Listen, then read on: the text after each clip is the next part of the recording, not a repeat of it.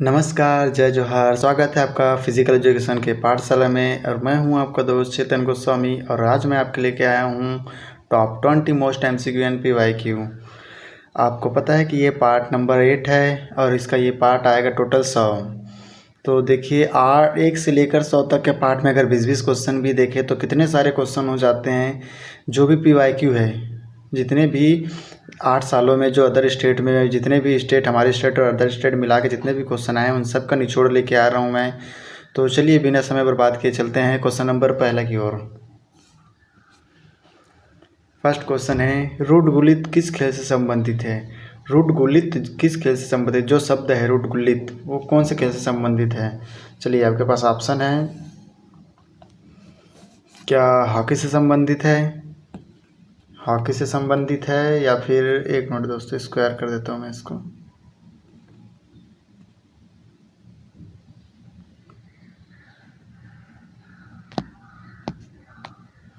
क्या हॉकी से संबंधित है या फिर फुटबॉल से या फिर क्रिकेट से या फिर सॉफ्टबॉल से। चलिए इसका राइट आंसर बताइए। आज का ये पहला ही क्वेश्चन है दोस्तों, रूट गुलित शब्द किससे संबंधित है। तो ये संबंधित है दोस्तों फुटबॉल से। किससे संबंधित है, फुटबॉल से। चलिए आज का सेकंड क्वेश्चन की ओर चलते हैं। क्वेश्चन नंबर सेकंड है, सीखना वह प्रक्रिया है, सीखना वह प्रक्रिया है जिसमें बदलाव होता है। सीखना वह प्रक्रिया है जिससे बदलाव होता है। हम जब सीखते हैं तो क्या होता है दोस्तों, किस में बदलाव होता है, क्या हमारे ज्ञान का बदलाव होता है या फिर वे ऑफ थिंकिंग चेंज होता है या फिर बिहेवियर। वैसे तो तीनों पॉजिटिव आंसर है दोस्तों। जब भी हम किसी चीज़ को सीखते हैं तो हमारा ज्ञान भी बढ़ता है सीखने से, हमारा सोचने का ढंग भी बदलता है और हमारा बिहेवियर भी बदलता है। लेकिन इन सब में अगर नियरेस्ट हम जाएँ और जिसको बोर्ड आंसर सही मानता है और जो सही है वो राइट आंसर हो जाएगा आपका ऑफ बिहेवियर। लर्निंग से हमारा बिहेवियर चेंज होता है। चलिए क्वेश्चन नंबर थर्ड की ओर चलते हैं। क्वेश्चन नंबर थर्ड है, निम्नलिखित में से कौन सा पुरस्कार उत्तर प्रदेश शासन द्वारा खिलाड़ियों को दिया जाता है। ये यूपी से रिलेटेड है दोस्तों।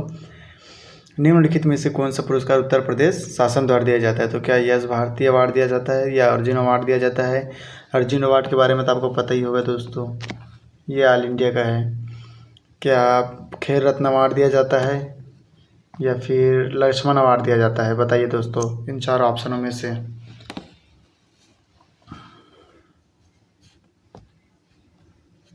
तो इसका राइट आंसर क्या हो जाएगा दोस्तों, इसका राइट आंसर हो जाएगा लक्ष्मण अवार्ड। इसका राइट आंसर हो जाएगा लक्ष्मण अवार्ड। चलिए तो इसके इमेज से दिखा देता हूँ मैं लक्ष्मण अवार्ड कैसा होता है। देखिए ये दिख रहा है दोस्तों, यूपी लक्ष्मण लिखा हुआ है। ये देखो यूपी लक्ष्मण अवार्ड लिखा हुआ है, ये है, ये लक्ष्मण जी की प्रतिमा। चलिए अगली क्वेश्चन की ओर चलते हैं और ये रानी लक्ष्मीबाई अवार्ड है दोस्तों। ये लक्ष्मण अवार्ड है, एक देखिए ये लक्ष्मण अवार्ड है और ये रानी लक्ष्मीबाई अवार्ड है जो उत्तर प्रदेश में मिलते हैं दोस्तों। ठीक है, खेल में मिलते हैं, उत्कृष्ट खिलाड़ी जो रहते हैं उनको मिलते हैं दोस्तों। चलिए क्वेश्चन नंबर सेकंड की ओर चलते हैं, थर्ड की ओर चलते हैं। क्वेश्चन नंबर थर्ड क्या है दोस्तों, तो क्वेश्चन नंबर थर्ड है, WBC का मुख्य कार्य क्या है। WBC का मुख्य कार्य क्या है। क्या ट्रांसपोर्ट सबकुटेनियस है, सब्सटेंस है, क्या रिमूव रेड सेल है या फिर इंक्रीज ब्लड सर्कुलेशन है या फिर फाइट अगेंस्ट बैक्टीरिया है दोस्तों। तो WBC का मुख्य कार्य जो होता है दोस्तों वो होता है बैक्टीरिया के बैक्टीरिया के अगेंस्ट लड़ना। ठीक है, चलिए अगले क्वेश्चन की ओर चलता है। आई होप ये समझ आएगा। चलो WBC के बारे में थोड़ा सा आपको एक्सप्लेन कर देता हूँ दोस्तों। Type of white blood cell, WBC के टाइप पूछ रहे हैं दोस्तों, दो होते हैं दोस्तों, एक ग्रेनुलोकोसाइट और अग्रेनुलोकोसाइट। तो ग्रेनुलोकोसाइट में दोस्तों न्यूट्रोफिल्स पाया जाता है, स्नोफिल पाया जाता है और बेसोफिल पाया जाता है। ग्रेनुलोकोसाइट में दोस्तों लिम्फोसाइट पाया जाता है और मोनोसाइट। और लिम्फोसाइट के भी 3 पार्ट होते हैं दोस्तों, तो बी लिम्फोसाइट होता है, टी लिम्फोसाइट होता है और नेचुरल किलर सेल होता है दोस्तों। तो चलिए मैं नेट्रोफिल्स के बारे में बता देता हूँ। ये क्या करता है दोस्तों, ये फैगोसाइटिस को हेल्प करता है। हमारे जो भी अगर बैक्टीरिया से फंजाई अगर इंटर करते हैं शरीर में तो सबसे पहले यही न्यूट्रोफिल से जो पहुँचता है दोस्तों और उसको रोकने का काम करता है। और इस्नोफिल क्या करता है दोस्तों, ये क्या करता है, ये पैरासाइट जो होता है इन्फेक्शन उसके अगेंस्ट लड़ता है दोस्तों इस्नोफिल्स। और बेसोफिल क्या करता है दोस्तों, बेसोफिल करता है produce inflammation and allergic reaction करता है। ठीक है। अगली को उसमें देखते हैं दोस्तों, लिम्फोसाइट क्या करता है। लिम्फोसाइट क्या करता है, प्रोड्यूस करता है, वो इम्यून रिस्पॉन्स को प्रोड्यूस करता है। और मोनोसाइट क्या करता है दोस्तों, मोनोसाइट करता है फाइट टू बैक्टीरिया, बैक्टीरिया और फंगस के अकॉर्डिंग वो फाइट करता है दोस्तों मोनोसाइट। चलिए अगली क्वेश्चन की ओर चलते हैं। आई होप को आपको ये समझ आया होगा।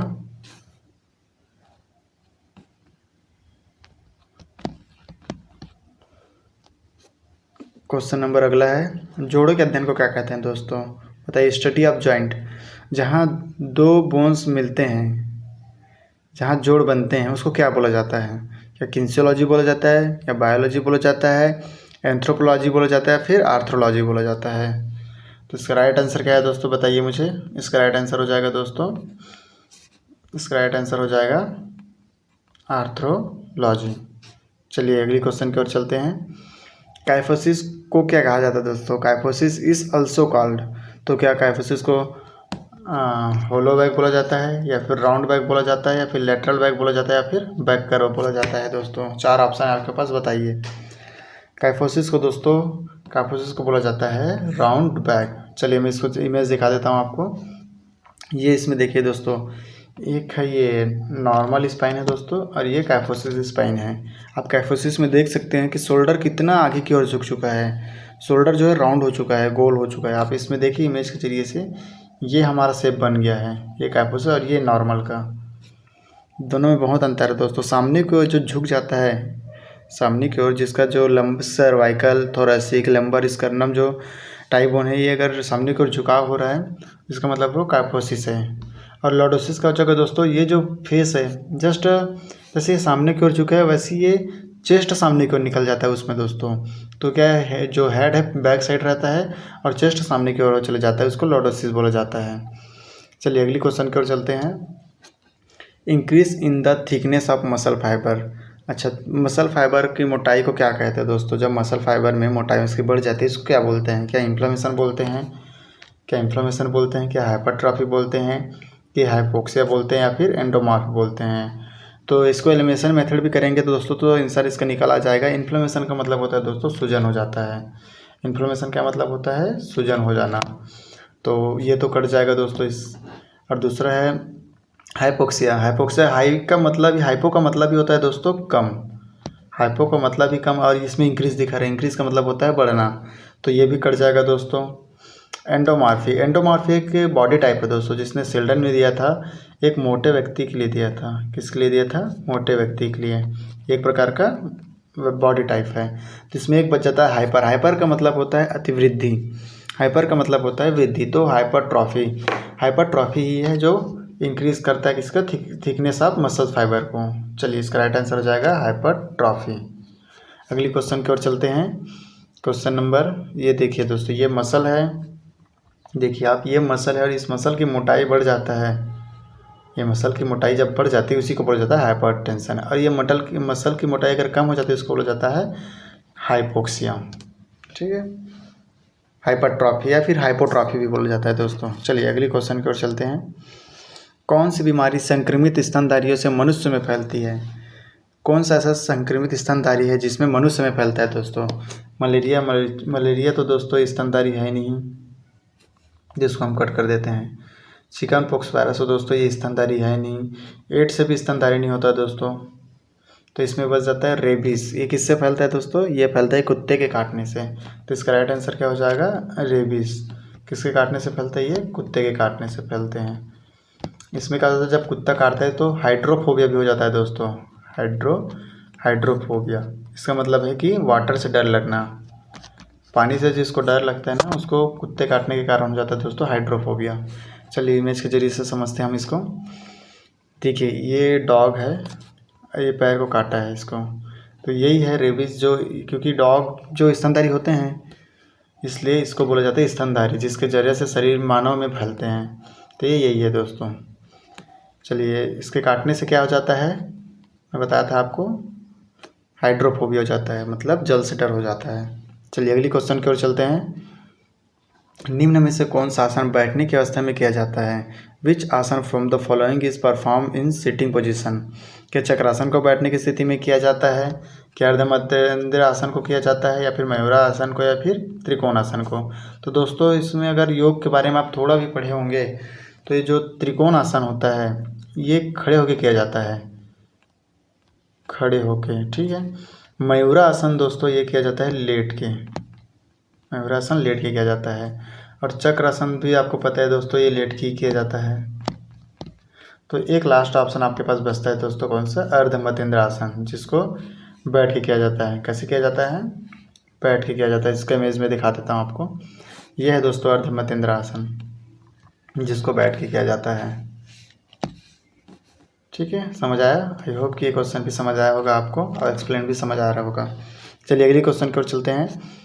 Which of the following is of water soluble vitamin, जो पानी में घुल जाते हैं, जो जल में घुलनशील होते हैं, वो कौन से विटामिन है। क्या विटामिन ए है, क्या विटामिन बी है, क्या विटामिन डी है, विटामिन ई है। तो दोस्तों क्वेश्चन देखोगे तो विटामिन ए जो है फैट में घुलता है, विटामिन डी भी फैट में घुलता है, और विटामिन ई भी फैट में घुलता है। इसका राइट आंसर बच जाएगा एक ऑप्शन विटामिन बी।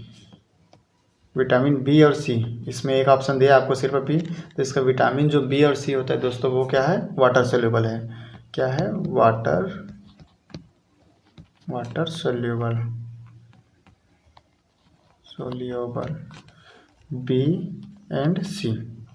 चलिए इमेज के जरिए से हम देखते हैं इसको थोड़ा सा। ये देखिए दोस्तों, ये है आपका फैट सोल्यूबल और ये है आपका वाटर सोल्यूबल, जिसमें सी लिखा है दोस्तों। सी और बी जो है वाटर सोल्यूबल है। सी का स्रोत क्या है दोस्तों, विटामिन सी की कमी से क्या हो जाता है, इस विटामिन सी की कमी से हमारे क्या हो जाता है, स्कर्वी रोग हो जाता है, मसूड़े वसूड़े सूख जाना, फटना, ओंठ का फटना, ये सब हो जाता है।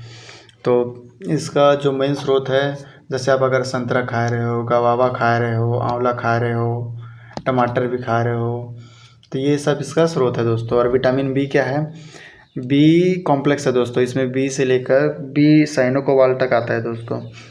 इसके स्रोत प्रमुख है दोस्तों। देखिए इसमें संतरा भी दिया गया है, वेजिटेबल भी दिया गया है, मशरूम भी दिया है, क्या बोलते हैं इसको, मिल्क भी दिया है। और इसमें देखिए दोस्तों फैट सोल्यूबल में विटामिन ए का स्रोत, विटामिन ए की कमी से क्या हो जाता है, ये हो जाता है रतौंधी रोग, रतौंधी हो जाता है। तो इसकी पूर्ति के लिए क्या करते हैं, गाजर खाते हैं हम, वेजिटेबल खाते हैं, एग खाते हैं। विटामिन डी की कमी से क्या हो जाता है दोस्तों, बच्चों में रिकेट्स हो जाता है और बड़ों में ऑस्टियोमलेसिया हो जाता है। और ये किससे पूर्ति होते हैं, ये एक सूर्य की रोशनी, इसका मुख्य स्रोत है दोस्तों सूर्य के प्रकाश से विटामिन डी प्रोसेस होता है। और ये एग से भी होता है और मिल्क से भी मिलता है हमें। विटामिन ई दोस्तों ये वेजिटेबल फूड से मिलता है। विटामिन के भी वेजिटेबल फूड से ही मिलता है दोस्तों। तो चलिए आई होप को समझ आएगा कि विटामिन फैट सोल्यूबल और वाटर सोल्यूबल में। अगली क्वेश्चन की ओर चलते हैं। किस खेल में एंटीना का प्रयोग में लाया जाता है, किस खेल में एंटीना को प्रयोग में लाया जाता है। In which game antenna is used, क्या बास्केटबॉल में लाया जाता है, या फिर क्रिकेट में लाया जाता है, या फिर रग्बी में लाया जाता है, या फिर वॉलीबॉल में लाया जाता है। तो इसका राइट आंसर क्या हो जाएगा दोस्तों, अब बास्केटबॉल में तो कोई एंटीना देखे नहीं होंगे दोस्तों, तो आप इसको कटिंग कर दोगे तो भी चल जाएगा, बास्केटबॉल कट जाएगा। क्रिकेट में कौन सा एंटीना होता है दोस्तों, स्टंप होता है, एंटीना नहीं होता, तो क्रिकेट भी कट हो जाएगा। रग्बी में भी एंटीना नहीं होता दोस्तों, रग्बी के ग्राउंड में या फिर उसके गोल एरिया में भी कोई एंटीना नहीं होता।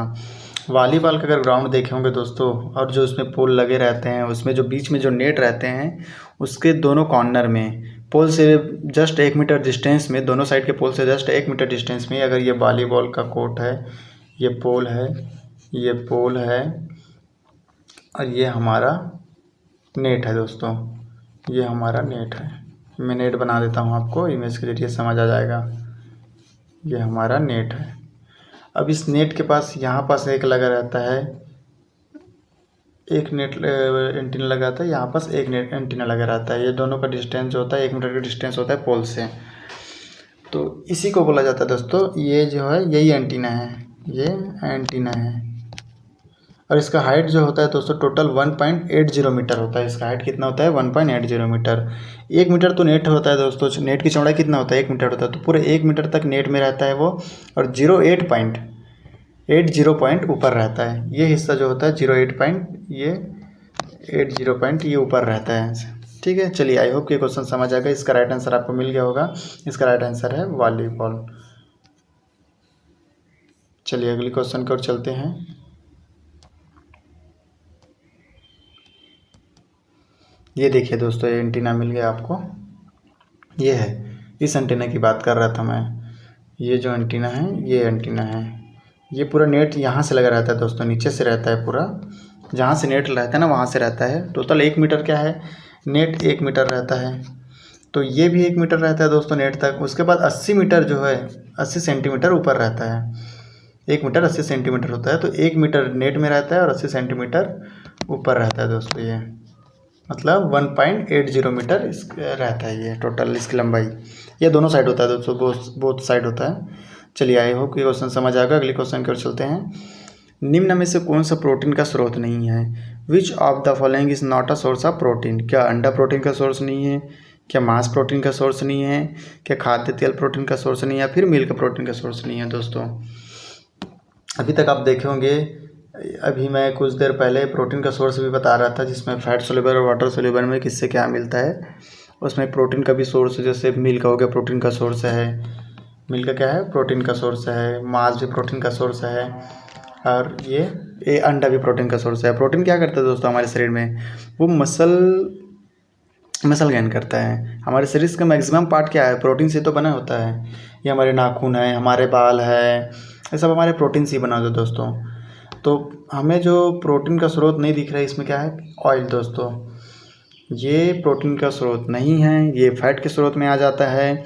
सैचुरेटेड अनसैचुरेटेड फैट के स्रोत में आ जाता है दोस्तों। ये खाद्य तेल जो अनसैचुरेटेड फैट के स्रोत में आता है। चलिए, अगली क्वेश्चन को चलते हैं। आई होप कि इसका क्वेश्चन आंसर समझ आया होगा आपको। अगला क्वेश्चन है ऑस्टियोलॉजी।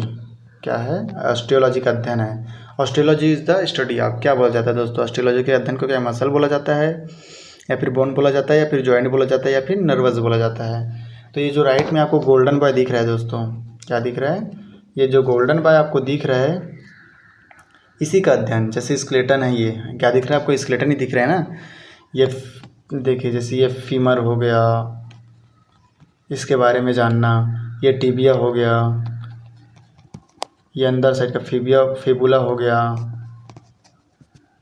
ये ह्यूमरस हो गया, ह्यूमरस, ये रेडियस हो गया, ये अल्ना हो गया, ये रेडियस, ये अल्ना, तो ये रिब्स हो गए, ये स्कल हो गए, इन सब के बारे में अध्ययन। ये पेल्विक ग्रिडल हो गए, ये वर्टिब्रा हो गए, इन सब के बारे में ही अध्ययन करना ही क्या होता है, ऑस्टियोलॉजी दोस्तों। मतलब बोन का अध्ययन करना ही ऑस्टियोलॉजी। और जोड़ों का अध्ययन, जैसे जॉइंट दिख रहा है, जैसे शोल्डर जॉइंट है, ये नी जॉइंट है, ये एल्बो जॉइंट है, ये पेल्विक ग्रिडल जॉइंट है। तो इन सब के अध्ययन को क्या बोलते हैं, उसको बोला जाता है आर्थोलॉजी। तो समझ आया होगा, ऑस्टियोलॉजी का अध्ययन मतलब बोन का अध्ययन होता है दोस्तों, और आर्थोलॉजी का अध्ययन मतलब जोड़ों का अध्ययन होता है। चलिए, अगली क्वेश्चन की ओर चलते हैं। खेलों में पुनर्वास का उपयोग किया जाता है। रिहैबिलिटेशन इन स्पोर्ट डॉनीज। कई बार हम खेल खेलते रहते हैं, उसके बाद हमें कोई चोट लग जाता है, तो फिर से हमें अगर एक्टिव होना है खेल में, तो रेस्ट के बाद हम कैसे एक्टिव होते हैं? क्या उसको हाइड्रोथेरेपी के जरिए एक्टिव होते हैं, या फिर क्रायोथेरेपी के जरिए होते हैं, या फिर स्पाइनोथेरेपी के, या फिर करेक्टिव एक्सरसाइज के जरिए से? तो इसका राइट आंसर हो जाएगा दोस्तों, रिहेबिलिटेशन का होता है जो मुख्य कारण क्या होता है, जिसके कारण हम रिटर्न आ पाते हैं, वो होता है करेक्टिव एक्सरसाइज के कारण। चलिए, अगली क्वेश्चन की ओर चलते हैं। क्रियाशील शक्ति को कहा जाता है, dynamic strength is also called. तो क्या आइसोमेट्रिक कहा जाता है, या आइसोटोनिक बोला जाता है, फिर आइसोकाइनेटिक बोला जाता है दोस्तों? तो एलिमिनेट कर दो दोस्तों, इससे सिंपल सी बात है। आइसोमेट्रिक का मतलब होता है स्टैटिक होता है दोस्तों। तो इसमें डायनेमिक पूछा है, तो स्टैटिक का कोई रोल नहीं है, तो पहला क्वेश्चन तो वैसे भी कट गया। आइसोटोनिक में होता है दोस्तों, इसमें होता है, ये डायनेमिक होता है दोस्तों। आइसोटोनिक डायनेमिक होता है, डायनेमिक ही होता है। इसेंट्रिक और कसेंट्रिक। इसेंट्रिक का मतलब होता है दोस्तों लेंथन होता है। हम जैसे फ्लैक्स करते हैं दोस्तों, अपने एल्बो को फ्लैक्स करते हैं तो इसेंट्रिक हो जाता है, जिसमें लेंथ बढ़ जाता है। और कसेंट्रिक करते हैं तो क्या होता है दोस्तों, उसमें एंगल कम हो जाता है, पास लाते हैं तो शॉर्टन हो जाता है वो। तो इसका राइट आंसर क्या हो जाएगा, ये dynamic strength is also called is the isotonic strength. चलिए, आइसोटोनिक को किसने दिया ये मुझे आप बताएंगे। आइसोटोनिक को किसने दिया है, लोरमे, डॉक्टर लोरमे ने। और आइसोमेट्रिक को किसने दिया है, आइसोमेट्रिक को दिया है हेटिंजर एंड मूलर ने दोस्तों। हेटिंजर एंड मूलर ने आइसोमेट्रिक को दिया। आइसोकाइनेटिक को किसने दिया है दोस्तों, तो आइसोकाइनेटिक को दिया है जे पेरेन ने। और कब दिया दोस्तों, ये 1968 में दिया है दोस्तों। कब दिया, 1968 में। और एसेटोनिक को कब दिया है, 1954 में दोस्तों, 1954 में दिया है दोस्तों। और आइसोमेट्रिक को दिया है 1953 में। चलिए, आई होप कि इसके बहुत, इसमें आप देखोगे तो दोस्तों कम से कम 10 क्वेश्चन निकल आएंगे इसी क्वेश्चन से। आइसोमेट्रिक, आइसोटोनिक और आइसोकाइनेटिक से 10 क्वेश्चन निकल कर आएंगे, जिसमें से आपको मैंने सभी बता दिए हैं। चलिए आगे की ओर चलते हैं।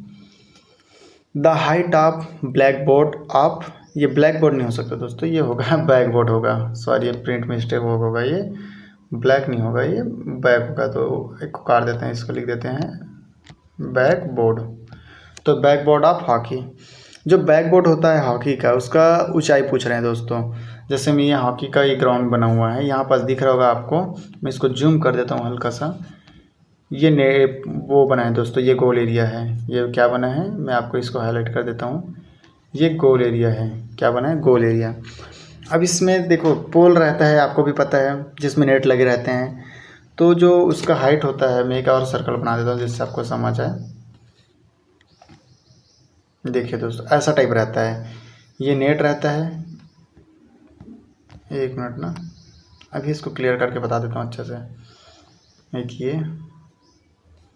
इरेज करके मैं थोड़ा सा क्लियर कर देता हूँ इसको। चलिए देखिए मेरा, ये मान लो ये हमारा पोल हो गया दोस्तों। ये देखो ये पोल हो गया। अब इस टाइप से हमारा नेट रहता है, इसमें क्या रहता है, नेट लगे रहते हैं, इसमें नेट लगे रहते हैं, नेट लगे रहते हैं, इसमें भी नेट लगे रहते हैं। ये नेट लगा है, ये इतना हाइट नहीं रहता जितना इसमें बन गया है। तो जो इसका हाइट है दोस्तों बैकबोर्ड का, यहाँ से यहाँ तक हाइट है, क्या है, यहाँ से यहाँ तक जो हाइट है उसको पूछा गया दोस्तों। क्या वो 12 इंच होता है, अब बताइएगा आप, क्या वो 12 इंच होता है या फिर 18 इंच होता है या फिर 10 इंच होता है। एक और ऑप्शन मैं आपको दिखा देता हूँ दोस्तों, या फिर 24 इंच होता है। बताइए इसका राइट आंसर क्या हो जाएगा। ये ब्लैक बोर्ड है दोस्तों ना, बैक बोर्ड है, बैक बोर्ड। चलिए बताइए इसका राइट आंसर हो जाएगा, कितना हो जाएगा, 18 इंच हो जाएगा दोस्तों। कितना इंच हो जाएगा, 18 इंच। और सेंटीमीटर में पूछे तो कितना बोलोगे दोस्तों, इसको बोलोगे 46 सेंटीमीटर। ठीक है, 46 सेंटीमीटर। अगर उसकी हाइट को अगर बता रहे हैं दोस्तों, ये हमारा गोल एरिया है और इसकी हाइट अगर, ये देखो ऐसे, अगर इसकी हाइट अगर 46 सेंटीमीटर या फिर 18 इंच है, तो इस साइड का हाइट कितना होगा दोस्तों। अगर ऐसा साइड में है तो उसका हाइट कितना हो जाएगा, तो इसका हाइट भी कितना हो जाएगा दोस्तों, सेम होगा, सेम हाइट रहता है ये 46। और गोल पोस्ट की अगर चौड़ाई पूछ दे तो दोस्तों, अगर इसकी इधर से अगर चौड़ाई पूछ दे तो इसका चौड़ाई कितना हो जाएगा, 3.66 मीटर। ठीक है, कितना हो जाएगा, 3.66 मीटर। और ये फीट में पूछ दे तो कितना हो जाएगा, 12 फीट हो जाएगा दोस्तों। अब इसकी चौड़ाई देख लिए दोस्तों, तो हम एक काम करते हैं, इसकी लंबाई भी देखते हैं। जो गोल पोस्ट रहता है इसका लंबाई भी देखते हैं, ऐसे लंबाई भी देखते हैं। तो वो कितना हो जाता है दोस्तों, बताइए, 2.14 मीटर। 2.14 मीटर। अगर हम फीट में देखें तो कितना हो जाता है दोस्तों, ये हो जाता है आपका 7 फीट। ठीक है, तो आई होप कि इसमें समझ आया होगा। मैं कम से कम 5 से 6 क्वेश्चन बता दिया इसके चलते। हॉकी गोल पोस्ट की जो ऊंचाई रहती है वो होती है 2.14 मीटर, चौड़ाई रहती है 3.66 मीटर।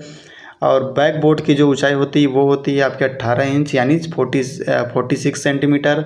साइड बोर्ड की भी ऊंचाई जो होती है 46 या फिर 18 इंच में। ठीक है, चलिए अगली क्वेश्चन की ओर चलेंगे। आई होप कि इसका आंसर समझ आया होगा। इसका आंसर हो जाएगा 18 इंच। अगला क्वेश्चन है, निम्नलिखित में से कौन सा घटक स्वास्थ्य संबंधी शारीरिक क्षमता का नहीं है। निम्नलिखित में से कौन सा घटक स्वास्थ्य संबंधी शारीरिक क्षमता का नहीं है।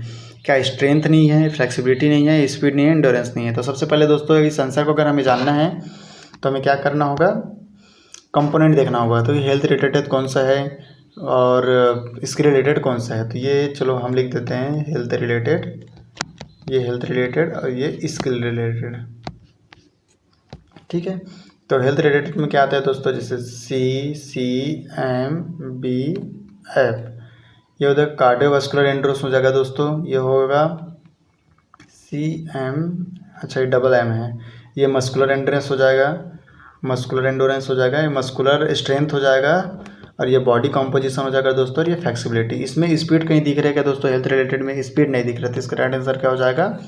इसका राइट आंसर हो जाएगा स्पीड, क्योंकि हेल्थ रिलेटेड पूछा ना, तो हेल्थ रिलेटेड में क्या है? स्ट्रेंथ भी है, फ्लेक्सिबिलिटी भी है, एंडोरेंस भी है। अब इसके रिलेटेड में आते हैं हम। इसके रिलेटेड में ABCSPR, ये हो जाएगा एजिलिटी। एजिलिटी दोस्तों ये हो जाएगा बैलेंस, और ये हो जाएगा C क्या है दोस्तों? C को अभी चल इसमें देख लेते हैं हम, कोऑर्डिनेशन। C को क्या बोलते हैं दोस्तों? कोऑर्डिनेशन। और S को बोलते हैं स्पीड। ये स्पीड है, ये इसमें आ रहा है दोस्तों स्किल में, इसलिए इसका आंसर स्पीड हो जाएगा। और इसका मतलब होता है, R का मतलब रिएक्शन होता है। ठीक है, चलिए इसको आप डिटेल में ऐसे देख सकते हैं।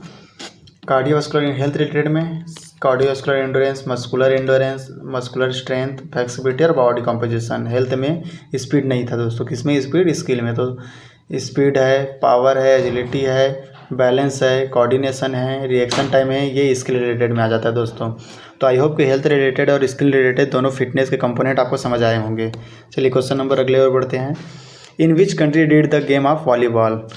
कौन सा कंट्री है जिसने वॉलीबॉल को जन्म दिया या फिर सामने लाया दोस्तों? तो इसका ऑप्शन हो जाएगा आपका USA हो जाएगा, या फिर जापान हो जाएगा, रसिया हो जाएगा, या फिर ऑस्ट्रेलिया हो जाएगा। तो इसका राइट आंसर हो जाएगा दोस्तों, कौन सा कंट्री हो जाएगा दोस्तों? ये USA है दोस्तों। USA को वॉलीबॉल का जन्मदाता बोला जाता है। और इसका जन्मदाता कौन है वॉलीबॉल के? जेम्स नाइस्मिथ या फिर विलियम जे मॉर्गन, इन दोनों में कन्फ्यूजन रहता है दोस्तों, बताइए मुझे। चलिए अगली क्वेश्चन की ओर चलते हैं। Fundamental skill in step kick off associate with, किस में होता है? इन स्टेप किक किस में होता है? जो फंडामेंटल बेसिक स्किल है दोस्तों, क्या स्विमिंग में होता है, या फुटबॉल में होता है, क्या ताइक्वांडो में होता है, या फिर कबड्डी में होता है? तो कबड्डी में तो इंस्टेंट इसकी किक नहीं होता दोस्तों, तो एनिमेट कर दो इसको। ताइक्वांडो में भी नहीं होता है दोस्तों, स्विमिंग में भी किक नहीं होता। तो इसका राइट आंसर हो जाएगा, क्या हो जाएगा? फुटबॉल। चलिए अगली क्वेश्चन की ओर चलते हैं, और आज का ये अंतिम क्वेश्चन है दोस्तों। अंतर्राष्ट्रीय ओलंपिक समिति का मुख्यालय कहाँ है? इंटरनेशनल ओलंपिक कमेटी का मुख्यालय कहाँ है दोस्तों? हेडक्वार्टर। तो इसका ऑप्शन हो जाएगा आपके पास बीजिंग, लंदन, स्विट्जरलैंड, जर्मनी। चलिए राइट आंसर बताइए इसका। इसका राइट आंसर हो जाएगा स्विट्जरलैंड। स्विट्जरलैंड में कहाँ है दोस्तों? क्या जेनेवा में है? कहाँ है? क्या ज्यूरिख में है? बताइए मुझे, कमेंट में बताइएगा इसका आंसर। तो ये मैं स्विट्जरलैंड दे दिया, लेकिन स्विट्जरलैंड के अंदर किस में है ये बताइएगा मुझे। और ये है आपका इंटरनेशनल कमेटी, ये है आपका इंटरनेशनल कमेटी। इसमें 5 रिंग दिख रहे होंगे दोस्तों, ब्लू में दिख रहे हैं, ब्लैक में दिख रहे हैं, रेड में दिख रहे हैं, येलो में दिख रहे हैं और ग्रीन में दिख रहे हैं। ये मुझे बताइएगा कि 5 छल्ले जो हैं किसका प्रतीक है, और ये जो कलर जो है वो किस किस कंटिनेंट को प्रेजेंट कर रहे हैं। चलिए अगली क्वेश्चन की ओर चलते हैं। क्वेश्चन हम सीखने का हस्तांतरण होगा दोस्तों, सीखने का हस्तांतरण होगा। अच्छा इसको थोड़ा सा जो मैं कर देता हूँ। देखो इसका प्रश्न ये है, यदि सीखे जाने वाला नया कौशल, यदि सीखे जाने वाला नया कौशल पहले सीखे हुए कौशल से भिन्न न हो तो सीखने का हस्तांतरण क्या होगा? क्या पॉजिटिव होगा, क्या एब्सोल्यूट होगा, या फिर निगेटिव होगा, जीरो होगा? तो मैं इसको आपको समझा देता हूँ थोड़ा सा दोस्तों। अगर सीखे जाने वाला कौशल पहले कौशल से सीखे हुए कौशल से भिन्न नहीं बोल रहे दोस्तों, तो अलग है तो पॉजिटिव हो नहीं सकता, तो आप इसको कट कर दो। भिन्न नहीं बोल रहे तो पॉजिटिव नहीं हो सकता दोस्तों। और एब्सोल्यूट तो ऐसा कुछ है ही नहीं दोस्तों इसमें, तो फिर मैं एब्सोल्यूट को भी कट कर देता हूँ। ऋणात्मक निगेटिव, क्या इसमें बोल रहे हैं कि अगर पहले सीखे हुए कौशल जो हमारे आने वाले जो नए सीख रहे हैं कौशल उसमें कोई बाधा उत्पन्न कर रही है, ऐसा कुछ बोल नहीं रहा है, तो जो से रिलेटेड ही नहीं है तो फिर निगेटिव हो ही नहीं सकता दोस्तों, तो कट कर दो इसको। अब जब रिलेटेड नहीं है तो क्या होगा दोस्तों? ये तो शून्य होगा ना। क्या जो मैं पहले कौशल सीखा था और अब जो कौशल सीख रहा हूँ उससे दोनों के आसपास में कोई संबंध नहीं है, तो मेरे लिए जीरो ही है। तो मैं अगर स्टार्ट कर रहा हूँ तो जीरो से स्टार्ट कर रहा हूँ इसको, नए को। ऐसा तो नहीं कि मेरे पास कोई पॉजिटिव वे है कि जो पहले सीखा था उसका इसमें फ़ायदा हो रहा है, ऐसा नहीं है। तो ये हो जाएगा आपका जीरो में। पॉजिटिव कब होता है दोस्तों? अगर मैं कोई ऐसा कौशल जो सीखा हूँ जो और दूसरे कौशल सीखता है उसमें भी अगर मदद मिलता तो वो क्या हो जाता है? पॉजिटिव हो जाता। और निगेटिव क्या होता है दोस्तों? अगर मैं कोई कौशल सीखा हूँ, कोई स्किल सीखा हूँ और वो स्किल किसी और गेम में अगर काम नहीं आ रहा है और जिस स्किल जो सीखा था उसके कारण इस नए गेम में बाधा उत्पन्न हो रहा है, जिसके कारण मैं उस नए गेम को खेल नहीं पा रहा हूँ या फिर कर नहीं पा रहा हूँ स्किल को एग्जीक्यूट, तो हो जाता है निगेटिव। चलिए क्वेश्चन की ओर चलते हैं, और आज का ये लास्ट क्वेश्चन है दोस्तों। 300 मीटर स्टेपल चेस दौड़ में कितनी बाधाएं पार करनी होती है? चलिए बताइए मुझे। ये जो गर्ल्स देख रहे हैं आप, ये है बाधा दौड़ रही है ये लड़की, कौन सी? ये वाटर जंप कर रही है। ये वाटर बाधा होता है, ठीक है। तो ये कौन सा बाधा है, वाटर बाधा है ये वाटर बाधा है। तो टोटल कितने बाधे होते हैं वाटर के, और टोटल कितने बाधे होते हैं एक्चुअल में ऑब्स्टिकल। तो चलिए 7 वाटर जम होते हैं दोस्तों। कितने होते हैं, 7 वाटर जम होते हैं। 3000 मीटर अगर दौड़ोगे आप 400 मीटर के ट्रैक में, तो ये जो वैसे तो एक बना एक ही जगह होता है दोस्तों, ये वाटर जम एक ही जगह बना होता है, लेकिन इसको जब 7 बार क्रॉस करते हो इसलिए इसको बोला जाता है 7 वाटर जम। और उसमें 28 जो हर्डल होते हैं दोस्तों उसको क्रॉस करना पड़ता है, तो 28 + 7 हो जाता है इसका। तो ये हो गया वाटर जम। मैं आपको हर्डल भी जम दिखा देता हूँ, और ये आपका हर्डल जम, ठीक है। देखिए वाटर जम में भी एक हर्डल लगा हुआ है। ऐसा नहीं कि डायरेक्ट आप सिर्फ पानी में गड्ढे है तो उसको जम करके आगे चले जाओगे, नहीं, उस हर्डल को पैर रखते हुए भी आगे चढ़ना है। तो ये भी वाटर जम के ऊपर जो बना है वो भी हर्डल है। इसका वेट कितना होता है दोस्तों, कोई बताएगा इसका वेट कितना हो जाता है। 80 से 100 kg के बीच इसका वेट रहता है दोस्तों।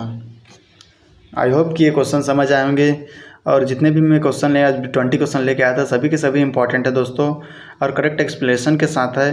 तो चलिए आज के लिए इतना ही है, मिलते हैं नेक्स्ट वीडियो में दोस्तों।